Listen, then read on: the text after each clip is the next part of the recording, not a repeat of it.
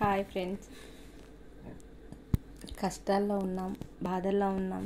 ఎప్పుడు ఈ కష్టాలు ఇలానే ఉంటున్నాయి, మన తలరాతలు మారవా అని బాధపడేవాళ్ళు చాలామంది ఉంటారు.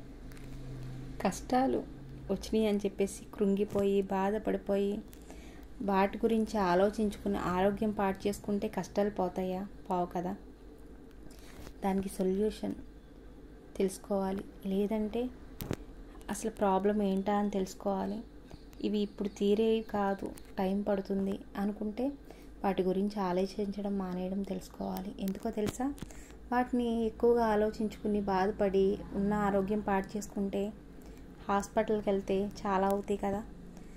ఇప్పుడు మన తలరాత ఎలా రాసి పెట్టుంటే అట్లా జరుగుద్ది. మనమైతే దేన్ని మార్చలేం, కానీ మనం ధైర్యంగా పరిస్థితులతో పోరాడడం నేర్చుకోవాలి. పరిస్థితులను బట్టి మనం వాటిని ఎట్లా నెగ్గాలో నేర్చుకోవాలి.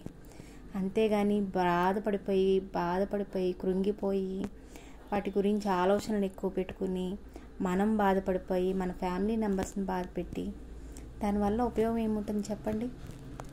మనం స్ట్రాంగ్గా ఉండాలి, పరిస్థితుల మీద పోరాటం చేయాలి.